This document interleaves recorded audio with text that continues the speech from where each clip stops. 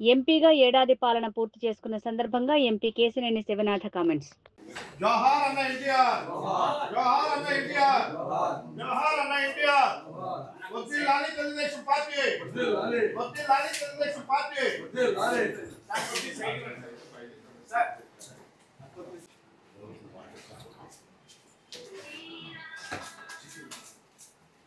నిరంతరం కూడా ఎయిర్పోర్ట్లో ముఖ్యమంత్రి వర్యులు, కేంద్ర మంత్రి వర్యులు రామ్మోహన్ నాయుడు గారు అందరూ కూడా ఎయిర్పోర్టు డెవలప్ అవ్వాలి అమరావతి అని కోరుకుని సమీక్ష సమావేశాలు జరిపారు. నేనైతే ప్రతి నెల సమీక్ష సమావేశాలు జరిపి ఎయిర్పోర్టు 65% 70% వర్క్ పూర్తయ్యే విధంగా తీసుకొచ్చాం. అన్నిటికన్నా ముఖ్యంగా కనెక్టివిటీ. రామ్మోహన్ నాయుడు గారు మంత్రి గారు అవ్వగానే 2 Bombay air flights, 1 Delhi flight, రేపు రాబోయే కాలంలో 2 నుంచి 3 నెలల్లో వారణాసి, అహ్మదాబాద్, కొచ్చిన్, గోవా, పూణే ఫ్లైట్లు కూడా రాబోతున్నాయని తెలియజేయడానికి చాలా గర్వంగా ఉంది. ఇటువంటి కనెక్టివిటీ ఇవ్వటం వల్ల మనం చూస్తే వ్యాపారస్తులు ఉన్నారు, వ్యాపారస్తులు చాలామంది సూరత్ వెళ్తూ ఉంటారు, వాళ్ళందరికీ అహ్మదాబాద్ కావాలి. వారణాసి వాళ్ళ అయోధ్య దేవాలయం కూడా వచ్చింది, ఎంతోమంది భక్తులకి అది చాలా ఉపయోగంగా ఉంటుంది. ఇటువంటి కార్యక్రమాలతో పాటు ఇండస్ట్రీస్ నిజంగా చూస్తే చాలా ఇబ్బందికరంగా ఉంది. రతన్ టాటా ఇండస్ట్రియల్ ఎస్టేటు చాలా ఇండస్ట్రీస్ ఉన్నాయి, చాలామంది యువకులు కూడా ఇండస్ట్రీస్ కావాలని అడుగుతున్నారు. తప్పకుండా వారందరికీ ఇండస్ట్రీస్ ప్లేస్ ఉండే విధంగా ఆ రోజు సతీష్ రెడ్డి గారిని తీసుకొచ్చి ఇప్పటికి 5-6 సార్లు ఇండస్ట్రీస్ మీట్ పెట్టాం. జగ్గయ్యపేట, నందిగామలో నిన్న కూడా చూసాం. డిఫెన్స్ క్లస్టర్ చంద్రబాబు నాయుడు గారి ఆధ్వర్యంలో 2000 ఎకరాల్లో డిఫెన్స్ క్లస్టర్ రాబోతుంది. దీనికి మొదటి నుంచి డిఫెన్స్ కమిటీలో నేను ఉండటం వల్ల నేను ఏ పరిశ్రమలు ఉన్నాయో బ్రహ్మోస్ని కానీ బీడీఎల్ని కానీ ఆంధ్రాకి రావాలని, ఆంధ్రప్రదేశ్ రాష్ట్రానికి అనంతపూర్లో, రాయలసీమ ప్రాంతంలో కానీ ఇటు కోస్తా ప్రాంతంలో కానీ డిఫెన్స్ పరిశ్రమలు వచ్చే విధంగా కృషి చేస్తున్నాం. దాదాపు 17 డిఫెన్స్ పిఎస్యూల్లో 12 డిఫెన్స్ పిఎస్యూలు మాట్లాడాం. అట్లాగే మచిలీపట్నంలో కూడా గోవా షిప్ యార్డ్ వచ్చే విధంగా కృషి చేస్తున్నాం. పరిశ్రమలు వస్తేనే ఇక్కడ యువతకి ఉపాధి కల్పిస్తాం. కాబట్టి మా గౌరవ యువ మంత్రి నారా లోకేష్ గారు చెప్పిన విధంగా 20 లక్షల ఉద్యోగాలు ఇచ్చే విధంగా పరిశ్రమలు రావాలని కోరుకుంటున్నాం. స్కిల్ డెవలప్మెంట్లు పరిశ్రమలో తీసుకొచ్చి ఇటువంటి కార్యక్రమాలు చేస్తాం. ప్రతి పాఠశాలలోనూ మనకి గవర్నమెంట్ పాఠశాలలో గ్రౌండ్స్ ఉండాలని అన్ని 165 పాఠశాలలో గ్రౌండ్స్ క్లియర్ చేశా. నా సొంత నిధులతోనే నేను కిట్లు ఇచ్చా. క్రికెట్ కాదు, మిగతా 8 రకాల మిత్ర స్పోర్ట్స్కి సంబంధించిన కిట్లు ఇచ్చాం.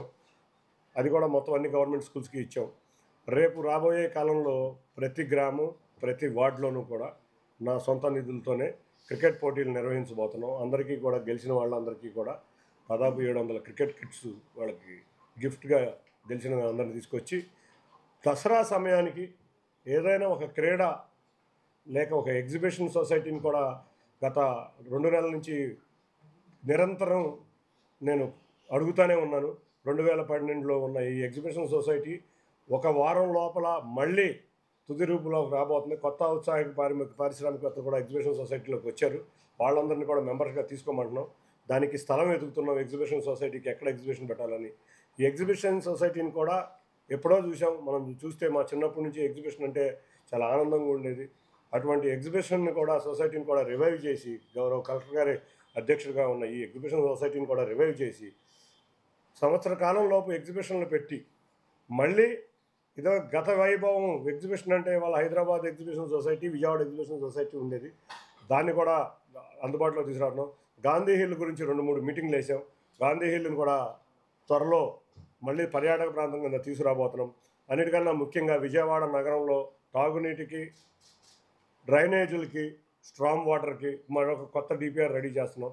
గౌరవ ముఖ్యమంత్రి గారు ఇమీడియట్గా విజయవాడ అందంగా ఉండాలి. అన్నిటికీ బ్లాక్ హోల్స్ చాలా ఉన్నాయి. ఈ బ్లాక్ హోల్స్ లేకుండా గ్రేటర్ విజయవాడ కాబోయే ఈ ప్రాంతంలో తప్పకుండా మంచి డిపిఆర్ తయారు చేసి దాన్ని కేంద్ర ప్రభుత్వం చెంతకు తీసుకెళ్ళి హ్యామ్ మోడల్లో విజయవాడలో డ్రైనేజెస్ కానీ గౌరవ మంత్రి నారాయణ గారికి కూడా చెప్పాం.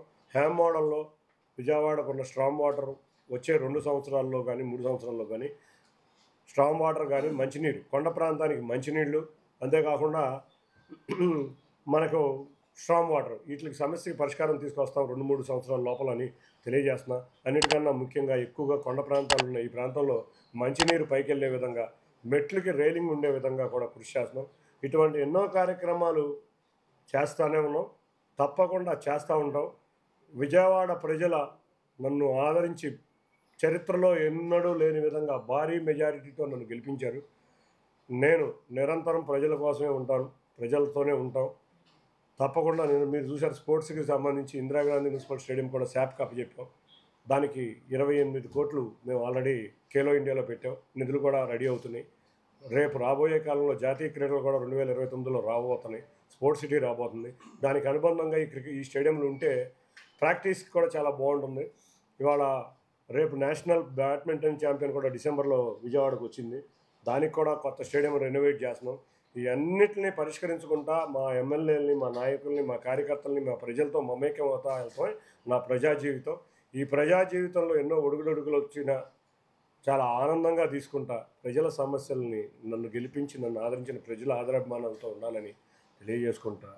ఈ అవకాశం ఇచ్చిన మరొక్కసారి గౌరవ ముఖ్యమంత్రి నారా చంద్రబాబు నాయుడు గారికి, నాకు అత్యంత ఆత్మీయుడైన నా నారా లోకేష్ గారికి, నా రాజకీయ జీవితం ప్రారంభమే నారా లోకేష్ గారితో, నా రాజకీయ జీవితాన్ని ఈ విధంగా తీసుకొచ్చిన నారా లోకేష్ గారికి, పవన్ కళ్యాణ్ గారికి, బృందేశ్వర్ గారికి, కూటమి నాయకులకి, కార్యకర్తలకి, ముఖ్యంగా నేను చేసే సేవా కార్యక్రమాల నుంచి ఇక్కడ అందరు మిత్రులు, నన్ను 4 సంవత్సరాల నుంచి నన్ను కంటికి రెప్పలాగా కాపాడుకొచ్చిన పాత్రికేయ మిత్రులు అందరూ, నేను తప్పు చేస్తాను, తప్పు రాశారు, రైట్ చేస్తే నన్ను బాగా ఎంకరేజ్ చేశారు. తప్పు చేసినప్పుడు రాయాలి. ఇటువంటి ఆదరించిన పాత్రికేయ మిత్రులందరికీ కూడా పేరు పేరున ధన్యవాదాలు తెలుపుకుంటా. ఈ క్రమంలో తప్పకుండా మరొక్కసారి మీ సలహా సూచనలు, అంటే నేను ఒకటే కోరుతున్నా, విజయవాడ అభివృద్ధి అంటే నాకు అన్నీ తెలియకపోవచ్చు, మీ సలహా సూచనలు ఎప్పుడూ నాకు ఉండాలని కోరుకుంటూ ఈ అవకాశం ఇచ్చిన ప్రజలకి అందరికీ కూడా ధన్యవాదాలు తెలుపుకుంటాను.